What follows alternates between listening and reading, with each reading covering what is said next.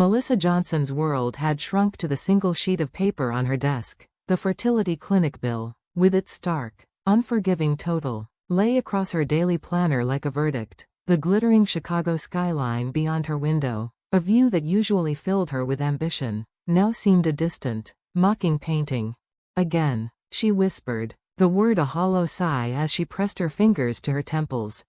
Her eyes drifted to the wedding photo, her own smile, Brian's arm wrapped around her, a moment frozen in a time before hope began to curdle. Now, after 5 years, their struggle to conceive had built a quiet, invisible wall between them. Brian, ever the charming real estate agent, still wore his smile, but lately, it couldn't mask the exhaustion in his eyes. That evening, over a dinner neither of them tasted, she broke the silence. The clinic raised their rates again, and insurance is covering loss. Brian set down his chopsticks and reached for his wine. We'll manage. No, work is good. He took a slow sip, avoiding her gaze. Is it? She asked, her voice soft but firm. Then why is our joint account bleeding money? Business expenses, he said, a little too quickly. Upfront costs for closing big deals. Don't worry about it. She was about to push, to demand details, when her phone lit up with her sister's name. Vanessa's voice was a tremor of breathless excitement. Mel, are you alone? What is it, Vanessa? Melissa moved into the kitchen, the conversation with Brian temporarily suspended. You're not going to believe it, I'm pregnant. The air left Melissa's lungs. She gripped the cold granite countertop, her knuckles turning white. Oh, she managed, the word a strangled sound. Congratulations. Who's the? I can't say. Not yet. Vanessa's tone dropped to a conspiratorial whisper. Vanessa, her younger sister, was her antithesis, unmoored from a career, buoyed by their parents' financial support, and blissfully free of the responsibilities that defined Melissa's life. While Melissa had shouldered every expectation, Vanessa had danced away from them all. Have you told Mom and Dad? Melissa asked, forcing her voice level. Just did. They're thrilled, especially Mom. A bitter cocktail of emotions churned in Melissa's gut. She was meticulously charting cycles, enduring injections, and scheduling intimacy, while her sister had stumbled into a miracle pregnancy with a secret father, and was being celebrated for it. The celebration, at her parents' home on Saturday, was a special kind of torture. Her mother, Elaine, had tears in her eyes as she cradled Vanessa's barely showing bump. Our first grandchild, she breathed, as if it were a prayer. Her father, Walter, usually so stern, beamed with an uncharacteristic softness. Would they look like that for me? Melissa wondered, the thought a sharp sting. Beside her, Brian was a ghost. He fidgeted, checked his phone obsessively, and excused himself multiple times. Work, he muttered each time, but the excuse was wearing thin. That night, back in their silent apartment, Melissa opened their online banking, another significant withdrawal. The lies were adding up, and so was the money. She closed the laptop and stared out at the city lights, a constellation of questions burning in her mind. Why was Brian so restless? Why were her parents treating Vanessa's pregnancy like a divine blessing? And why did the path she had worked so hard to walk feel like it was crumbling beneath her? The phone shattered the silence at 2:37 a.m. It was her mother, her voice vibrating with joy. Melissa, Vanessa's in labor. Chicago Memorial. We're on our way now. Melissa rubbed her eyes, the fog of sleep evaporating. Brian's side of the bed was empty and cold. Where's Brian? She asked abruptly. A beat of hesitation. How should I know? Probably working. Can you come? Yes, of course, she replied mechanically. She rose and padded through the dark, silent apartment. No note, no text. His coat still hung by the door. Another emergency, she whispered to the emptiness, the words tasting like ash. By 6 a.m., she was waking on the sofa, still alone. After a quick, cold shower, she drove to the hospital, a knot of dread tightening in her chest. In the hospital parking lot, she saw it, Brian's black sedan. Her breath hitched. He was here. He had been here all night. Following the signs to the maternity ward, the sterile smell of disinfectant triggering a wave of clinic-related anxiety, she turned a corner and froze. She knew that voice. She has no idea. A reliable source of funding, at least. It was Brian. Melissa pressed herself against the cool, pale green wall, her heart hammering against her ribs. You two deserve to be happy. She was always a disappointment. Her mother's voice. The words landed like physical blows. They were talking about her. Thank you. We will be happy. That was Vanessa, her voice laced with a triumphant laugh. Melissa's legs trembled. This wasn't happening. It was a nightmare. The baby has Brian's nose, her mother cooed. There's no denying it. We won't even need a test. And then Brian's voice, clear and cold, she's definitely mine. The world tilted. The late nights, the missing money, the secret pregnancy, her parents' joy, it all snapped into a single, horrifying picture. How will you explain this to Melissa? Her mother asked.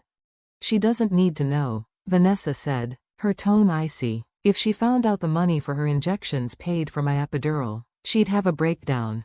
Brian's laugh was a cruel sound. She hasn't noticed I've been siphoning from the account for months. She's too obsessed with her spreadsheets and her next promotion. But what if she finds out? She won't. Her mother's voice was final. That girl puts work before family. That's why we decided to build a real family, you, Brian, and the baby. This is our family now. With trembling fingers, Melissa pulled out her phone and opened the recording app. The red dot glowed like a single, angry eye. Ultimately, she's barren, her mother continued, the word a vicious slap. Years of treatments, nothing to show for it. I wanted a grandchild to carry on our name. Brian has excellent genes. A child from you two is a gift Melissa could never give.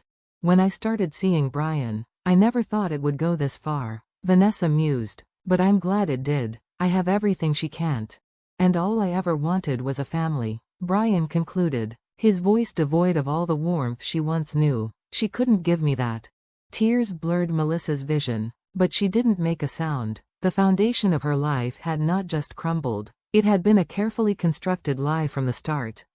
What are you naming her? Her mother asked. Elaine. After you, Mom.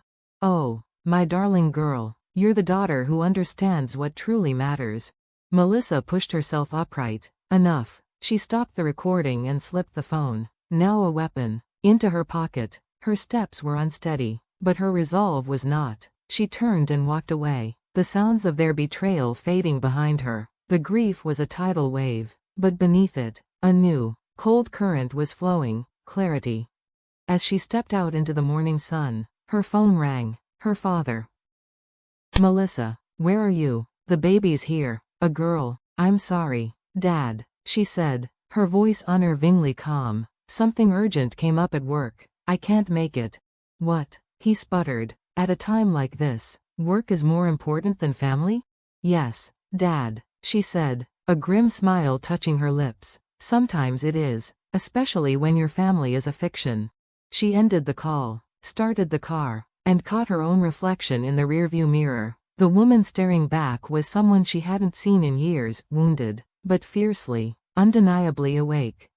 Back in her apartment, bathed in the golden light of the Chicago sunset, Melissa sipped black coffee and surveyed the documents spread across her table. Bank statements, credit card bills, clinic receipts, the archaeological remains of her old life. Now, they were evidence.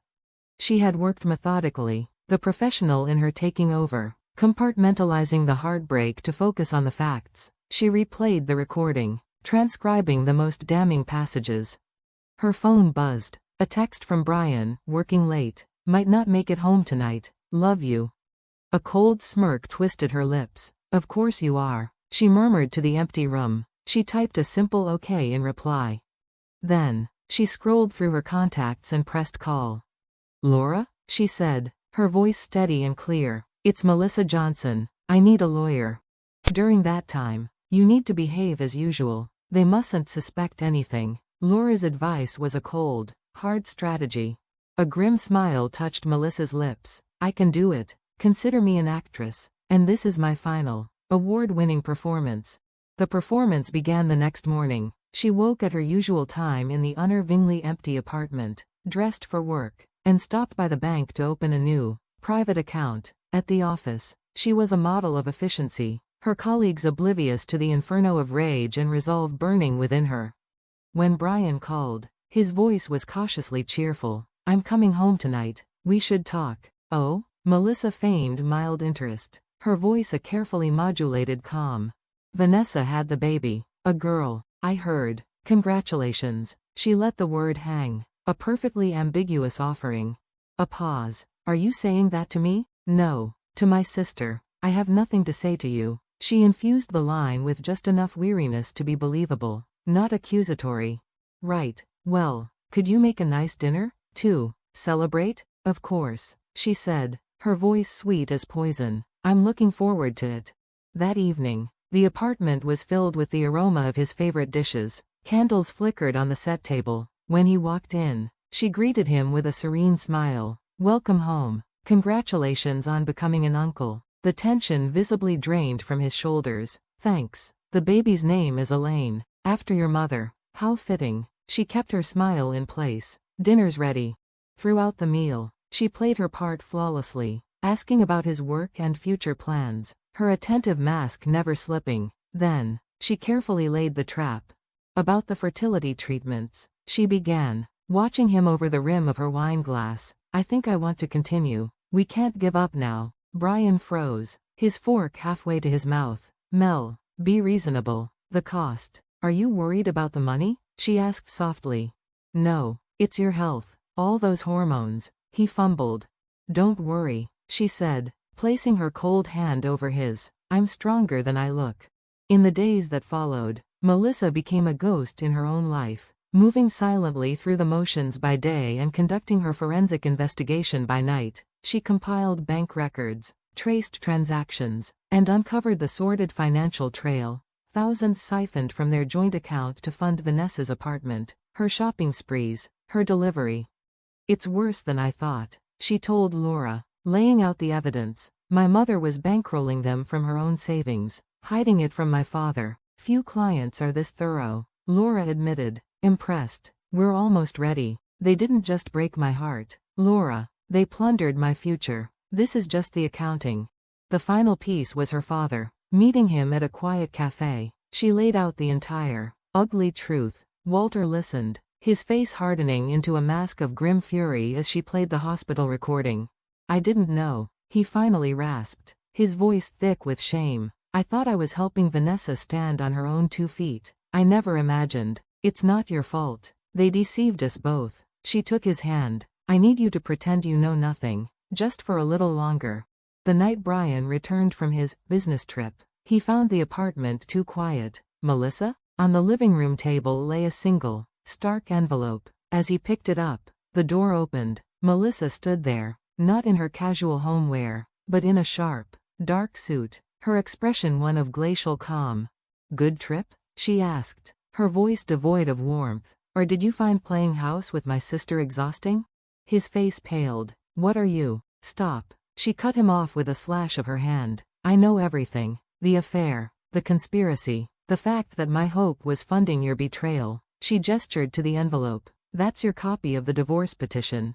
He fumbled with the documents, his hands shaking. This is a misunderstanding. Let me explain. Explain this. She played the recording. His own voice, cold and mocking, filled the room. She has no idea. At least she's a good cash cow.